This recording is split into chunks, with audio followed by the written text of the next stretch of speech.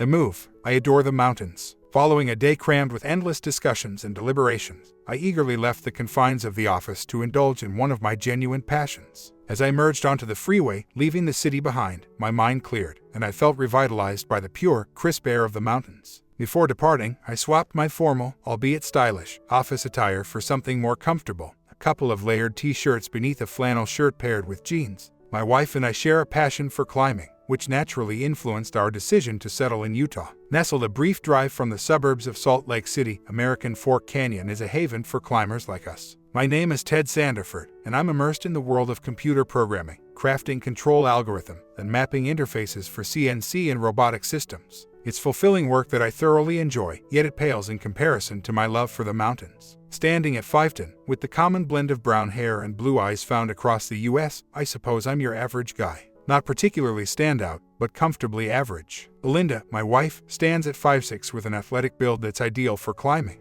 She sports sandy blonde hair and blue eyes, embodying the quintessential girl next door vibe. In fact, we literally lived next door to each other growing up, evolving from friends to best friends, then dating, and eventually marrying right after high school. 2 years my junior at 42, Belinda captivates me with her timeless beauty. Though she may not fit every conventional standard, her strength and form, honed from countless climbs, define perfection in my eyes. Today's agenda initially involved me driving home from Danton, nearly 200 miles away from Salt Lake City, to then switch vehicle and gear and meet up with Belinda and our son Greg for a climbing session.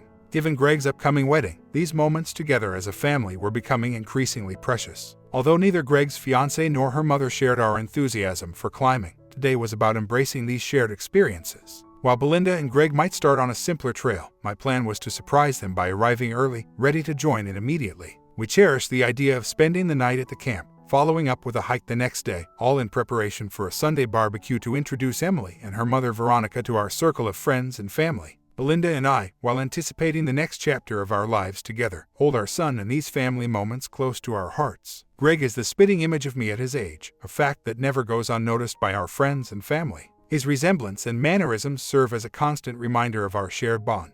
Despite Belinda's inability to have more children after Greg, we feel blessed with our perfect little family. Our life together is filled with love, shared interests, and the joy of making the most of every moment we have. As I drove towards the park, lost in thought about my beloved family, the miles slipped away effortlessly, drawing me closer to the cherished time with them. In the vast expanse of the canyon, a myriad of climbing routes beckoned adventurers. The route we had selected for the day's challenge was known as Division Wall, a name that hinted at its demanding nature. I had a sneaking suspicion that Belinda would choose the less daunting Pimple Tower for her initial climb. It was an easy route, ideal for someone looking to engage in casual conversation under the guise of a warm-up, perfect for Belinda to catch up with Greg and possibly gather some intel on Emily, a person about whom we knew very little. Belinda had a favorite spot, a small plateau halfway up, where she liked to pause for a snack. Given her predictable nature, I was confident I could time my ascent to intersect with their break. Meanwhile, 20 miles away, Emily Munoz and her mother Veronica were en route to the mall, engaged in a lively discussion about the upcoming barbecue. Emily was eager to make a positive impression on her future in-laws and hoped her mother would do the same. With her marriage on the horizon, Emily also wished for her mother to find companionship, fearing she would feel lonely after the wedding. Veronica, however, downplayed the importance of dressing up for the occasion, insisting the focus should be on Emily. Despite Emily's reassurances about Greg's love and his parents' approval, she held on to the hope that the event would present an opportunity for her mother to meet someone special. Veronica self-deprecatingly questioned who would be interested in her, prompting Emily to remind her of her enduring beauty and appeal, as told by her grandmother. Emily expressed a heartfelt desire for her mother to find happiness, echoing the sentiment that her late father would have wished the same for her. In a peaceful clearing within the canyon, a young man found solace on a flat stretch of grass, contemplating the serene sky above. He shared this moment with a companion, enjoying the tranquility and the simple pleasure of being together in nature. Their conversation and laughter filled the air, a testament to their shared connection and the joy they found in each other's company. The canyon served as a backdrop to these intertwined stories of friendship, love, and the search for connection, each path unique yet universally relatable. "Okay, darling, I'm ready for more," he exclaimed, slightly out of breath. "If you keep going, I won't be able to hold back much longer. Why not take a moment for me, then? You'll be set for another round before you know it." "That's the beauty of youth," she responded. She stretched out on the grass, gazing up at the sky. He eagerly joined her, expressing his affection with an enthusiastic embrace. They found a rhythm together, their energy unyielding. She adjusted their position for added closeness, their gaze locking in a moment of deep connection. "Wow, this is incredible," he managed, a statement of admiration rather than critique. "You're okay with how it is?" she inquired. "Absolutely," he replied, as they continued, seeking a pace that suited them both. Shifting slightly, they experimented with a new angle, enhancing their connection. It was a new experience for them, exploring together in a way that was as much about their emotional bond as it was about the physical. She discovered a rhythm that suited her as well, igniting a passion within her that matched his. As their excitement built, they communicated openly, sharing in the moment fully. She adjusted her position for comfort, finding herself more engaged in the experience. Their exploration reached a crescendo, a moment that was as intense as it was intimate, before they relaxed into the grass, content, and connected. Stepping out of my car, I felt a sense of anticipation. Parking next to Belinda's familiar vehicle confirmed I was on the right path. The climbing area was bustling, yet everyone seemed absorbed in their own adventures. A sudden movement caught my eye, prompting me to use my binoculars, a thoughtful gift from my wife. Expecting to survey nature's beauty, I inadvertently captured an unexpected scene. I stowed my equipment away, my thoughts racing. There was much to consider, plans to be formulated, but fortunately, time was on my side with a few days off work. This brief interlude, unexpected as it was, marked the beginning of a new chapter, one that demanded my full attention and resolve. In a quiet glade, the man shifted gently towards his companion, who was still enveloped in the warmth of her own climax. Carefully, he guided her hands away and took the lead in soothing her with his own. A light breath of air caressed her, followed by tender kisses that were a silent promise of comfort. As she welcomed his touch, he noticed subtle signs of their shared moments, focusing instead on a delicate exploration that brought forth a whisper of pleasure. The rustle of the surrounding nature barely registered to them, as a distant car stirred the quiet with its passing, unnoticed. He deepened his attentions, each movement eliciting a soft sigh from her, a testament to their intimate connection. Their interaction was a dance of sensitivity and care, her responses a melody to which his actions provided the rhythm. The bond they shared was punctuated by whispered names, a signal of an impending crescendo of emotion. "Oh, Greg," she murmured, a voice filled with anticipation and a touch of weariness. "Me too," he responded softly, their connection a delicate balance of joy and complexity. They paused, reflecting on the depth of their bond, tinged with the understanding that this was a moment of parting. Discussions of what was to come hinted at change, with an undercurrent of regret and acceptance. They contemplated another's arrival, their plans a dance around the future they foresaw, marked by a shared history and intricate emotions. Belinda, with a mix of fatigue and determination, spoke of the night ahead and the rekindling of another bond, her words a candid reflection of their unconventional relationship. They touched upon trust, exclusivity, and the fears entwined with their desires, their conversation a raw insight into the complexities of their entanglements. In rephrasing, the narrative retains its emotional depth and tone, delicately stepping around explicit details to preserve the essence of the moment shared between the characters. Back in town, I was in the thick of packing up. Time was on my side, with hours, maybe even a full day ahead to sort through what needed to be done. I dialed Belinda's number, half expecting her phone to be forgotten in her SUV. After several rings, it went to voicemail. I left her a message, letting her know I was tied up with some urgent matters and suggested they proceed with their camping plans. I also asked her to let me know where they'd be staying. It was a strategic move, ensuring I'd have the night to myself without bending the truth. Emotions were running high, but I pushed them aside to focus on the task at hand, being swift and deliberate in my actions. I dismantled my entire home office setup, knowing that my work-from-home lifestyle necessitated a quick reassembly due to the specialized software it contained. After packing clothes, personal care items, and my toolkit, my Jeep was loaded up. Though not as spacious as Belinda's vehicle, it managed to fit the essentials for the first trip. I secured a large storage unit in town and, while unloading, forced myself not to dwell on the turmoil of my life. There would be time for that later. Having finished at the storage unit, I returned home for a second round of packing, deliberately leaving behind all my climbing gear, a hobby I decided to abandon. The second load was soon on its way, after which I found a decent motel and booked a week's stay, a temporary solution while I sought something more stable. After securing my belongings at the storage unit, I hailed a cab back home, tipping the driver generously. At my desk, I penned a letter to Belinda, advising her against trying to find me and requesting some space before we could talk. I assured her of my intention to handle our finances and the household bills until a legal decision could be made. I hinted at the need for her to consult with an attorney, anticipating a swift and straightforward resolution on my part. Curiously, I left out the explicit reason for my departure, though I trusted she'd put the pieces together eventually. I placed the letter, the house key, and my wedding ring on the dining table, ensuring she'd find them. With that, I left my home for the last time, heading back to the motel. Meanwhile, Belinda and Greg were camped out, wondering why there was no word from me. Belinda's repeated attempts to reach me were met with silence. I didn't answer any of my phones. Her concern was palpable, even to Greg, who was engrossed in his own conversations about upcoming life events. He noticed his mother's distress and inquired, sensing something was amiss, but couldn't grasp the extent of her worry. "Come on, Mom, he probably just forgot to charge his phone. He might be on his way as we speak. You know how those iPhones are with their battery life. I bet he'll chuckle over your concern when I fill him in." "Greg, I haven't heard from him since last night. It's been a whole day," she said with a hint of frustration. "Mom, take a deep breath. He did reach out and left you a voicemail about the issues he was facing. Cut him some slack," Greg responded gently. "Dad's never been one to cause harm. He's just not that person. You're worrying too much. Gregory, your father and I go way back. He was my childhood sweetheart. When he left for college, it was a big step for both of us. I've been by his side longer than anyone else, even longer than his own mother," Belinda recounted. "Mom, I've heard all those tales from Grandma Sanderford about how eager you were to be with him, moving in on your 18th birthday. Grandma Mason wished you had waited till marriage, but you two were inseparable. Everyone knew you two were meant to be. Dad adores you just the same, so please, calm down," Greg said, trying to offer some comfort. "Greg, let's not go there," Belinda quickly interrupted, recalling their decision to change. "We agreed to put an end to this, to move forward and not cause pain to those we care about. We recognized it was wrong from the start and decided to stop now to avoid any further mistakes," Greg acknowledged. "But since we said this weekend was it, one last moment won't change anything. It might even help distract you until Dad gets here." Belinda was visibly torn, her concern for her husband battling with the situation at hand. "He could be here any minute," she reminded.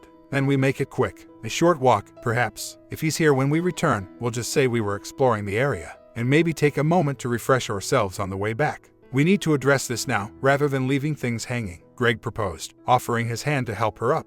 Reluctantly, Belinda accepted, their complicated emotions and decisions leading them forward. On a day filled with anticipation for Ted's return, she found herself in her room, caught up in a whirlwind of longing. As she was deeply engrossed in her own world, she glanced up to see Ted at the doorway, his expression one of utter surprise. Overwhelmed by her feelings and mistaking the figure before her, she impulsively invited him closer. However, as they connected, she realized the spark was missing. Something just didn't feel right. Her heart sank as she recognized not Ted, but Greg, their son, in the dim light. Mortified, she immediately halted their interaction. The hours that followed were laden with discomfort and unspoken tension, both aware that a conversation was inevitable before Ted's return. With a heavy heart, she spoke to Greg, her voice trembling. "Greg, I'm deeply sorry. Your father's absence leaves a void that sometimes overwhelms me. Today, my longing led me astray, and I mistook you for him.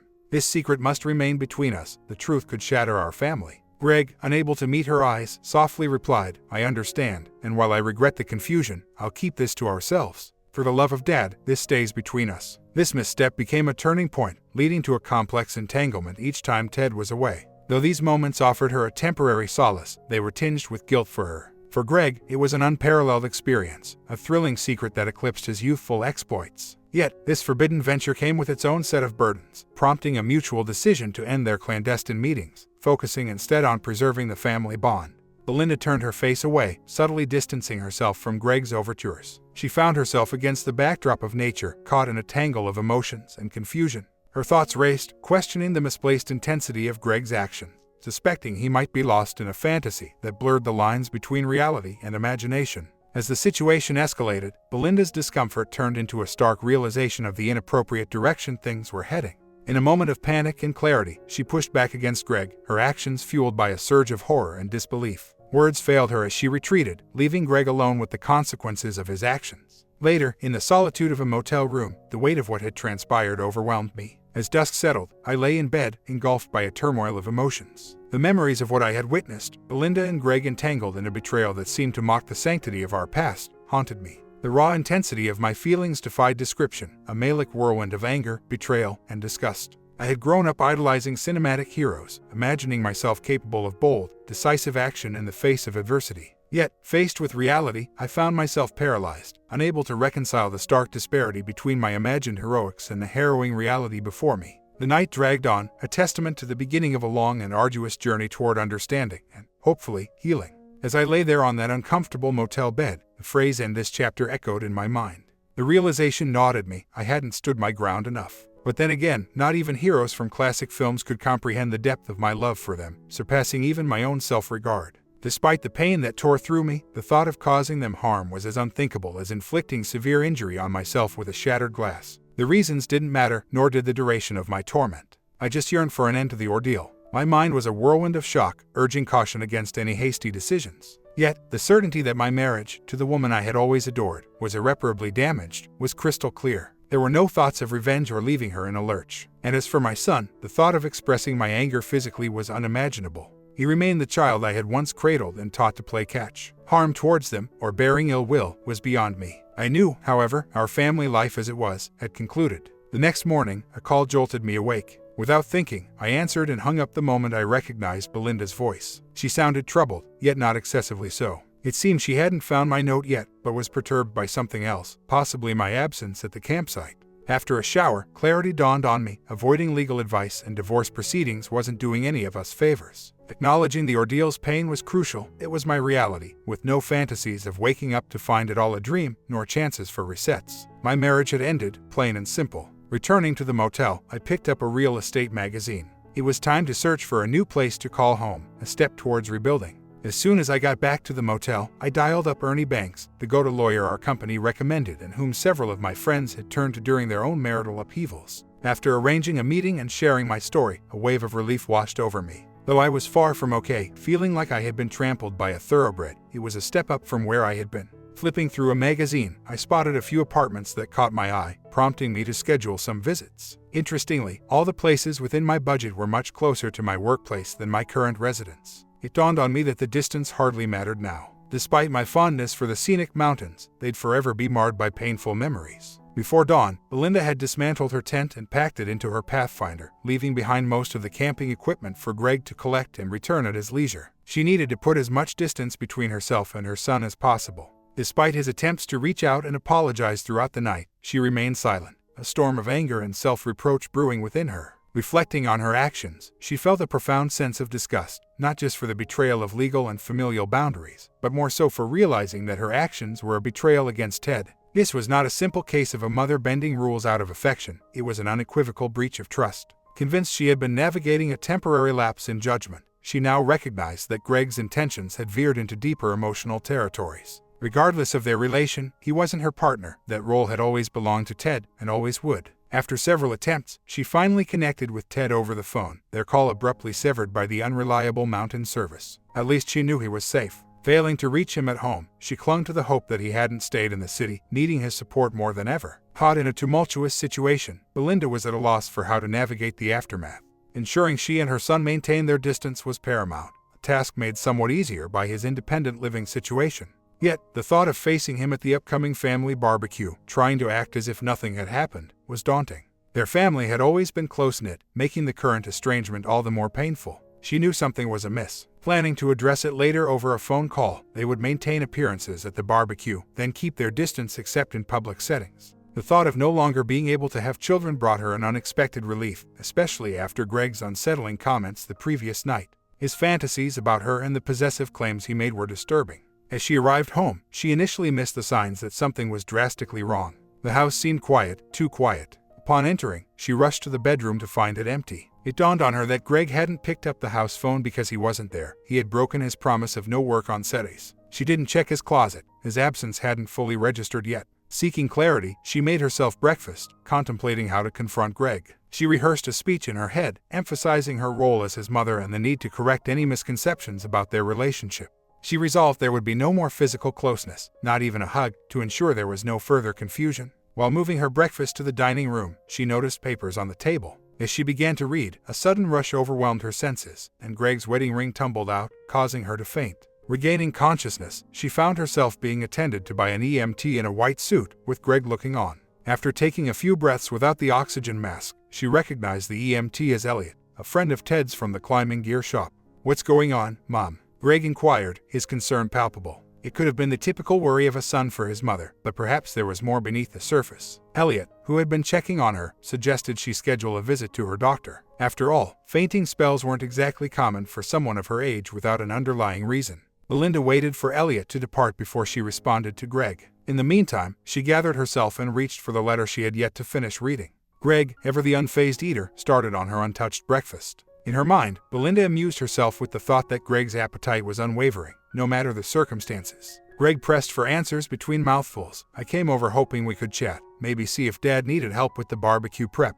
When no one answered the door, I thought you might be busy. Not seeing Dad's Jeep made me think he was out." So, I used my key, walked in, and found you on the ground. That's when I called for help. They arrived quickly, checked you over, and determined you were fine physically, just fainted. So, what actually happened? Handing him the letter, Belinda felt a wave of emotions as she gazed at Ted's wedding ring and a key left on the table. Oh wow, Mom, is this for real? I had no clue you and Dad were facing troubles, Greg exclaimed. Neither did I, Belinda admitted, tears beginning to form. Do you think Dad's found someone else in the city? Is that why he's doing this? Greg pondered, dismayed by the sudden turn of events. It's shocking he'd just dropped this on us, especially with a letter, considering all he's taught me about facing responsibilities. Belinda then reached out to Ted's office, hoping to get a hold of him through his secretary, Nina, who worked extra hours on Saturdays. Nina, a single mother and a mutual friend, would definitely know if something was amiss with Ted. Is Ted still in the city, or perhaps at the office? Belinda asked as soon as Nina picked up.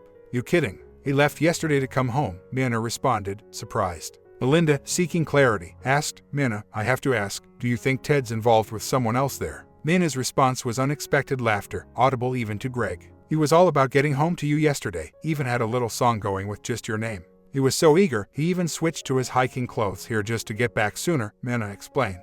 This didn't seem like the behavior of a man lost to infidelity. Why would you ask that, Belinda? Is something wrong? Nina's voice came through the phone, strained and unusually formal. Belinda could sense Nina's shift in loyalty, now seemingly aligned with Ted's perspective as if an invisible trial had placed them on opposing sides. It's nothing major. He's just been a bit off. Belinda tried to downplay her concern before ending the call. The moment she hung up, tears flooded her eyes once more. Greg, trying to offer comfort, wrapped his arms around her, but Belinda recoiled, catching a glimpse of the hurt and frustration on his face as he withdrew. He then dialed his father, only to be greeted by a voicemail stating Ted was unavailable. Facing his mother, he expressed his disappointment. I just wanted to help. Seems like Dad's moving away from you, but he's still here for me. Belinda looked at Greg, his words striking a chord. Even if Ted had found someone else, he wouldn't abandon Greg. Perhaps Greg could help her understand Ted's actions. I'm sorry, Greg, she admitted, her voice heavy with guilt. I'm just really hurt and confused right now, especially after last night. Can you talk to your father for me? Greg explained his theory. I think Dad's assistant got in touch with him right after you called. So, she might be involved or they're simply on good terms. I got his busy signal, so he'll call back when he's free, he said, suggesting a pause in their strained conversation to address the previous night's events. Greg, if you're unsure what went wrong, then we have a serious issue. I'm your mother, and we've crossed lines that shouldn't have been crossed. I justified it as a minor transgression because you were there for me during a difficult time. But my heart is with your father, and that bond is irreplaceable, including by you. We let this situation go too far, she confessed, acknowledging their mistake with deep regret. But Mom, Emily, while I do love her, you're the one I always think about. And when we're together, I want us to be completely united. It's more than just a physical connection. I feel like I'm sharing a part of myself with you, in hopes that we can start a family together. Perhaps those old diagnoses about you not being able to have children were incorrect. Medicine has advanced since then. Maybe it wasn't possible with Dad, but it could be different with us. He reached out, his hand moving towards her abdomen with a gentle touch. I dream of us building a family together. Belinda quickly moved his hand away and stepped back. Gregory, she said sharply, her voice laced with a stern warning.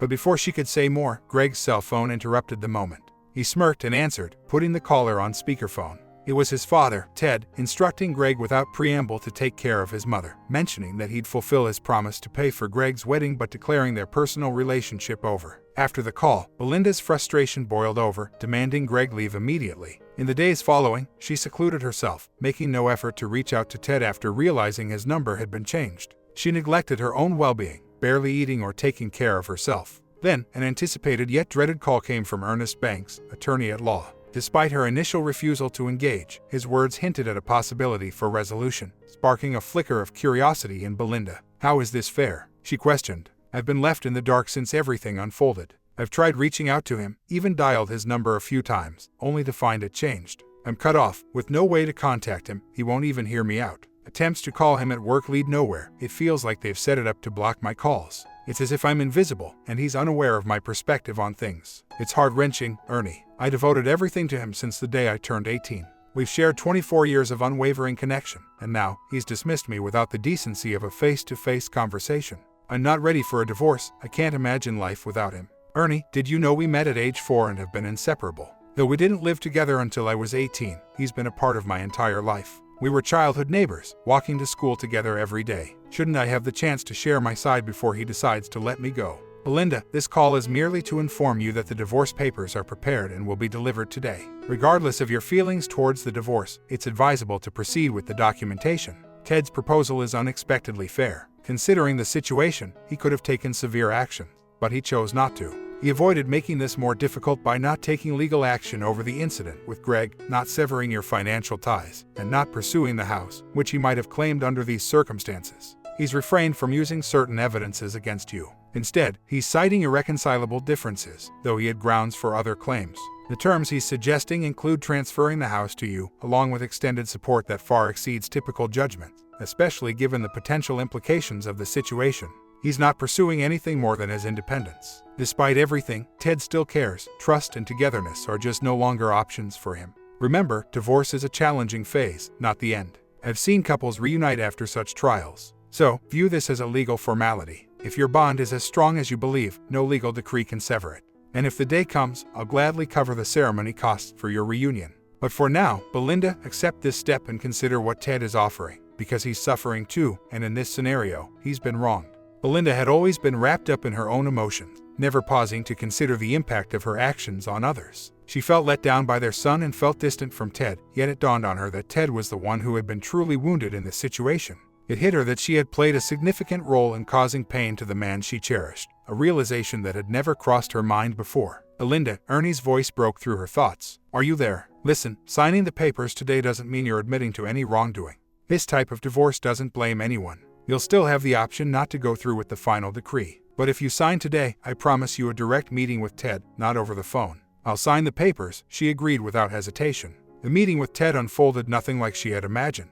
They were seated far apart, and Ted remained silent throughout. Belinda shared her deepest feelings, expressing her enduring love for him and explaining her actions, making it clear that chapter of her life was closed. She implored him for another chance, proposing they start anew elsewhere, willing to do whatever it took for another opportunity. Throughout her plea, Ted began to cry, a sight she had never witnessed, regardless of the occasion. His tears marked a profound moment for her, yet his response was a quiet departure from the room. Moments later, Ernie entered. When will Ted be back? She inquired, convinced Ted's emotional response meant he needed time before sharing his feelings and possibly accepting her apology. Belinda, your meeting is finished. Ted has left, Ernie informed her gently. You don't necessarily need a lawyer, but Ted is willing to cover the cost if you choose to have one. Belinda did end up hiring a lawyer known for their aggressive tactics, hoping to slow down the divorce process. They attended counseling, where Ted remained silent, immersing himself in work during the sessions. Despite Belinda's efforts to communicate her feelings, the situation remained unchanged. The therapist, frustrated with the one-sided nature of their interactions, eventually challenged Ted to engage more actively, highlighting the unique and unilateral nature of their proceedings. He'd never encountered a scenario where one person completely dismissed the notion of reconciliation. Ted calmly stated that the doctor was mistaken about their divorce. He still harbored deep affection for Belinda but knew they could never reunite. Each encounter with her brought visions of her betrayal, a sight he felt he could never move past. The therapist mentioned he'd encountered couples in similar predicaments who, through substantial effort and time, managed to salvage their unions. Ted, with a look of concern, inquired about the confidentiality of their discussions. The doctor reassured him of the strict privacy maintained. Ted, with a heavy heart, questioned whether any of those reconciled couples had faced an issue as severe as infidelity within the family. The therapist documented his findings, leading to the progression of the divorce. Belinda resisted signing the documents, but the divorce was finalized nonetheless. A year later, I began to find some normalcy in life. Despite friends' attempts to introduce me to new people, I never pursued dating or climbing again. Belinda, on the other hand, lived reclusively and was visibly upset at any mention of her dating life. Despite not needing financial support, I adhered to our agreement, providing her with half of my earnings. Belinda took up a role as a climbing instructor for beginners and intermediates. Greg had moved on and married Emily. Belinda occasionally contacted them but avoided physical meetings, especially with Greg, due to the bitterness of the divorce and her mistrust, along with the striking resemblance he bore to me. I replaced climbing with running, often exploring park trails near my residence. Belinda, curious about my well-being, would secretly watch me from her car on significant dates like anniversaries and birthdays.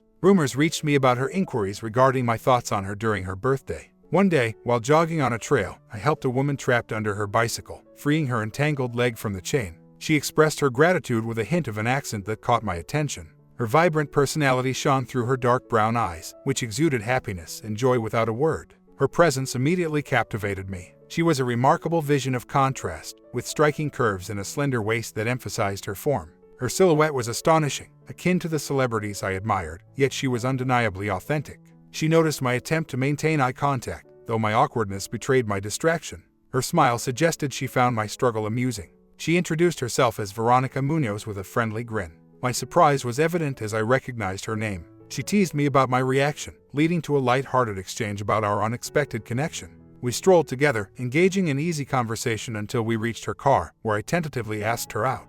Veronica agreed, curious about our connection and grateful for my help earlier. I modestly attributed it to being at the right place at the right time, complimenting her beauty, which brought her joy. Until tomorrow, Veronica chuckled as she drove off. Returning home, she shared the encounter with her daughter, Emily, who was thrilled to see her mother considering dating again. Veronica, self-conscious about her figure, was reassured by her daughter's support. They planned a shopping trip for the upcoming date, although Emily harbored her concerns about her own relationship, deciding to postpone discussing them to not dampen her mother's spirits. After a successful shopping day, Emily was eager to meet the man who caught her mother's interest. From afar, she approved of his appearance. He arrived with flowers, and the mutual admiration between him and Veronica was evident, sparking a longing in Emily for a similar connection in her own relationship. She was genuinely pleased for her mother, sensing this could be a positive turn. Abruptly, she recognized him. "Oh my," she blurted out. "That's him," Veronica said with a grin. "Mom, this is Greg's dad, Mr. Sanderford," Emily introduced. "I thought you called him unpleasant," Veronica noted. "That was only because of his actions towards Greg's mom," Emily explained. "Plus, he financed that entire lavish wedding he never attended. Since then, we've only heard from Greg's mom. He vanished, seemingly disapproving of me marrying his son. He's cold-hearted. He neglects her, never bothers to send a greeting for her birthday or their anniversary, despite their long marriage. That's why I find him cold-hearted. She's left waiting, hoping for just a call or message from him. It's dreadful. I don't think meeting him is a good idea. He's not a nice man." Veronica was taken aback by her daughter's intense criticism. She glanced at Ted, who merely stared at the ground, nodding. He remained silent, neither contesting Emily's claims nor offering any justification. Then he gently set the lovely bouquet he had brought on the table, excused himself, and left. Ted returned to his car and started it. A gentle tapping on the window caught his attention, and he turned to see Veronica. He rolled down the window. "I thought we had plans for dinner," she mentioned. "You're not obliged to join me, I completely understand," I responded. They decided to leave the past discussion behind and enjoyed a delightful dinner at a quaint restaurant overlooking the Great Salt Lake. The place was known for its exquisite steaks and featured a live jazz band playing softly near a dance floor that accommodated just a few couples. Later, they strolled by the lake, hand in hand, feeling as if they had known each other much longer. "Now, I want to understand," she spoke softly. "Understand what?" I inquired. "My daughter misjudged you. You're not a bad person. It doesn't make sense. If you were against her or didn't approve of her marrying your son, why would you fund the wedding she dreamed of, down to every detail? Just because you divorced Greg's mom doesn't make you a villain. I'd like to hear your perspective." Emily captured the main points, but she missed several key details. First and foremost, I never had any negative feelings toward Emily and was actually happy she was marrying Greg. I had even thought about offering to walk her down the aisle, given her father's absence. Yes, there was an incident, and my concern was more for Emily than Greg. Regarding my wife, it has taken me a year to reach a point where I can discuss it openly, but I deeply loved her. We had been together since childhood, and I believed we would be together forever. However, about a year ago, I discovered her infidelity, which was unmistakable and undeniable. Unable to continue the relationship, I chose to step back, encouraging our son to support her instead. As I shared this, Veronica noticed the toll it took on me. She quietly asked if I had resigned myself to being seen as the culprit. I admitted that I had buried myself in work to cope. Our conversation led to a gentle, meaningful moment by the lake, marking the start of our deeper connection. Subsequent meetings deepened our bond, and one evening, Veronica surprised me with her casual yet striking appearance in sweats and a t-shirt. Her comfort and simplicity captivated me. When she mentioned changing her mind about going out, I misunderstood at first, but she clarified that she preferred a cozy night in, playfully suggesting I grill steaks for us, hinting at a common male enthusiasm for barbecuing. As we settled into the evening, the atmosphere grew warmer with every slow unbuttoning and tender exchange. However, just as we were getting closer, the unexpected ring of the doorbell paused our moment. Emily burst in, catching us in a relaxed and intimate setting, and asked to stay briefly to decompress, adding an awkward yet humorous twist to the evening. "Emily, remember our conversation a few weeks back? You can't speak about him in such a negative tone," Veronica stated firmly. "It's not just personal dislike," Emily responded. "I've got a whole new set of reasons to be upset with him. Can you believe he's still financially supporting his ex after everything that happened?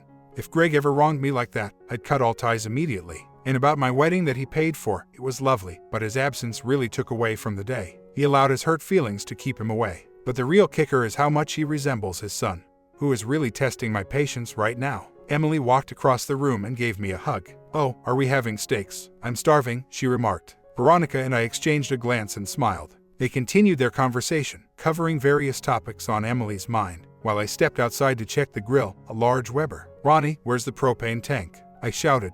"It's a charcoal grill, you don't need propane," she shouted back. I re-entered the house, slightly embarrassed. "I'm not familiar with charcoal grilling," I confessed. "That's all right, you're about to learn," Emily said, grabbing my hand. "Charcoal grilling makes everything taste so much better. Plus, I wanted to have a chat with you about some things my mom suggested." Emily showed me how to arrange the charcoal briquettes at the bottom of the grill, which I understood was the first step. She then applied a generous amount of lighter fluid. "Is all that lighter fluid necessary?" I questioned, noticing the match light label. "Dad, waiting for these to catch light from a match would take ages," she said with a smirk. I felt a warmth when she called me Dad. After setting up the grill, we watched as she lit the coals, causing an immediate burst of flames. "We'll need to let the fire settle before we can cook the steaks. I'll have to grab mine and run, or else my mom might get upset," she commented. "Your mom loves you. I don't think she'll mind how long you stay. Plus, I enjoy your company," I reassured her. "No, you don't understand her plan. Have you ever seen my mom wear a t-shirt before? Notice anything today? She's definitely up to something tonight, and I'm a bit concerned for what's in store." "Why?" I inquired, taken aback by her statement. "My mom, she's quite traditional. She's only ever been with my dad, and it's been a lonely decade for her since he died. And then there's you, seemingly more reserved. You've only had one significant relationship, and it ended in betrayal. You two are like hesitant hedgehogs, too cautious to get close. She's been ready to connect for a while, but it seemed like you weren't making any effort, so she took the initiative. But let's not dwell on them. What's going on with your son? You probably know him better than I do, Emily." "We haven't talked in over a year," I replied firmly. "Why not?" she prodded. "He's grown up enough to manage his relationships with both of us, without meddling in our individual lives. I get why you stepped back, to spare him from choosing sides, but even his mom admits her mistakes. Let's not talk about her, though. I hope she moves on and finds happiness, but I think you'd be good for my mom." It's odd, Greg's mom has distanced herself from him too. She communicates over the phone, occasionally meets me for lunch, and sends gifts for him through me on special occasion, but she avoids seeing him in person. I suspect it's because he reminds her so much of you, and it hurts. She hesitated, then continued, "Dad, things are strained between Greg and me, especially our intimacy." "Oh no," I exclaimed, dreading where this was headed. "We've been married for just 8 months, she explained. "But something's off. He doesn't seem as enthusiastic as I expected. When we're intimate, he seems distant, and I sometimes feel he's thinking of something else. I've tried to spice things up, to show him I'm robust and engaged. I've even suggested maybe we should consider starting a family to bring us closer. But he thinks we're too young and should focus on our careers and building a stable life first." "Did you wait for the perfect time, Dad?" "Emily, I'm in my 40s, and Greg is in his 20s. His mom had him young. We didn't wait for the right time. I'm not sure what advice to give about Greg, but I think you should have a serious talk with him about these issues. Don't let him dodge the conversation. It's crucial to listen and understand each other's perspectives. No marriage is flawless, but with effort, you can make it work," I advised. I moved closer to her, feeling the warmth and inviting scent that seemed a mix of earthy and exotic. Nestling comfortably, I began to explore with gentle care. Her surprised voice broke the silence. "Oh Ted, what are you doing?" Her accent thickening, her tone lifting with curiosity. "Just relax," I reassured her. Veronica, steeped in tradition, had never experienced such attention from her husband. That evening, she became so captivated that we nearly forgot the world around us. After a wave of deep connection, she drew me closer, our closeness growing as we found our rhythm together. "Ah, that's nice," she murmured as we moved together, gradually finding our pace. The intensity grew as our movements became more fervent. I was captivated by her, feeling a connection that was new and profound. After years of lacking fulfillment, I realized this was where I truly belonged. Our connection deepened, and in a moment of intense closeness, we shared a silent understanding. Lying there afterward, the room was filled with a comfortable silence until she turned to me, curiosity in her eyes. "Ted, what are you thinking?" "I love you, Veronica," I confessed. "Smart man," she chuckled, and we drifted into sleep. Waking up with a start the next morning, I felt her gentle hold, a reminder of the night's bond. I nudged her awake, pointing out her playful grip. "This is mine now," she said with a smile, insisting on a morning kiss, dismissing any worries about trivialities like morning breath. Her laughter and teasing were a refreshing start to the day, proving that some connections are worth every moment. Veronica and I exchanged glances. "Mom, can I stay in my room for a while?" Emily asked. And I need some coffee. Dad, you should shower, you smell a bit. Soon, we gathered on the deck, where we had shared meals before. Emily needed to talk, and we listened, supporting her through her distress. Dad, remember when I first mentioned that things were off between Greg and me? You advised me to be upfront with him about my feelings. I did, but he only gave me lip service, seemingly eager to end the conversation. Over time, nothing improved. Our intimate moments became rare and felt disconnected, which led me to wonder if he was hiding something, perhaps an affair or personal struggles. My curiosity got the better of me, and I followed him, only to find his visits were to his mother's house, where he never seemed to enter, just checking around the property. That observation dismissed my suspicions of infidelity, yet I was left puzzled about our relationship's issues. One evening, I decided to initiate intimacy with him, reminiscent of how you and Mom interact. It was a passionate moment, yet I felt alone afterward. I'd been trying to conceive, wondering why there's been no success. Post our moment, I sought a physical sign of our connection, but found none. I then realized Greg wasn't beside me and went to look for him, aiming to playfully surprise him. Quietly moving around, I found him in the den, engrossed in a solitary act, which revealed his true intentions. He was so involved that he didn't notice my presence. Witnessing this, I was stunned, not just by the act itself but by the realization that he had feigned intimacy with me earlier. His mutterings during the act added to my shock, revealing deeper, unspoken fantasies. This left me and our friend Veronica, who was with me, completely taken aback, trying to comprehend the complexity of emotion and hidden aspects of Greg's behavior. I entered the room, she went on, and then I realized what the photographs scattered on the floor were. They weren't from magazines, they were revealing pictures of his mother. Taken from outside the room, you could see the window glass and frames in them. That's the reason he kept visiting that place. And now I understand why she never let him inside. Connecting the dots, I was initially concerned for you and my mother because I know Belinda still has feelings for you, and you two had a long history together. Now I get what you endured. You discovered their secret, didn't you? That's why you walked away and cut ties with them, right?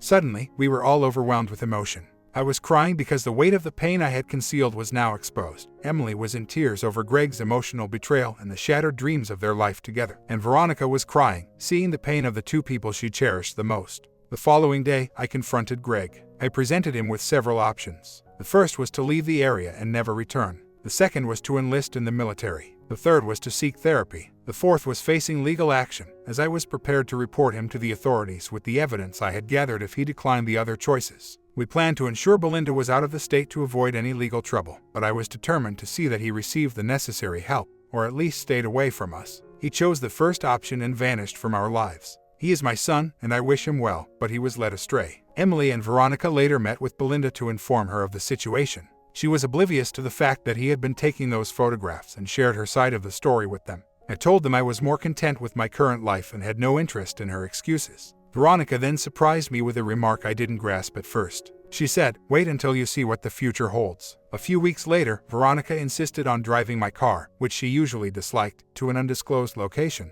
When I inquired about our destination, she mentioned a new park we were visiting. As we journeyed, the familiar route revealed our actual destination, prompting me to express my reluctance to visit this particular park. Without a word, Veronica continued driving and parked beside a well-known old Pathfinder. Upon seeing Belinda emerge from her truck, confusion set in. "What's happening?" I asked. Veronica explained, "You're going rock climbing. You miss it, and I want you to have a fulfilling life. Meet Belinda, your climbing partner. It's important to move beyond the past sorrows and conflicts. Marriage is off the table, and any intimate relations are out of the question. However, your shared history and love for the mountains are undeniable. It's time for a new chapter." Veronica's indifference to the mountains contrasted with our passion, as she preferred to wait in the car, perhaps browsing online for her next project. She nudged me towards Belinda with a supportive gesture. Belinda's reaction to the mention of a project caught my eye, but my mind was preoccupied with Veronica's plans. Extending my hand, I offered a truce, friends. Belinda reciprocated, her handshake firm. My old climbing gear, preserved by her, still suited me perfectly. Climbing felt rejuvenating, a reminder of Veronica's unwavering support. Over time, Belinda and I built a genuine friendship, steering clear of our shared painful history. Despite the losses from our past, I found contentment in my new journey, harboring hope that Belinda would find her happiness too. When we arrived home that night, I learned about our latest venture. The moment we stepped through the door, I was eagerly helping Ronnie out of her jacket. Later, as we lay together in bed, she revealed some unexpected news. "I'm pregnant," she announced. A whirlwind of emotions hit me, shock mingled with joy. "I'm hoping for a girl," I joked, earning a playful swat from her. I affectionately caressed her, causing her to shiver with delight. "You should cherish these moments because in a few months, you might feel differently," she warned playfully. "Things are going to change. I'll still adore them," I assured her earnestly. And more importantly, I adore you, I continued. You know I've always had a fondness for mountains. My comment, there's absolutely nothing wrong with being a good guy. Unfortunately, the world is populated for too well with people who just want to take advantage of you.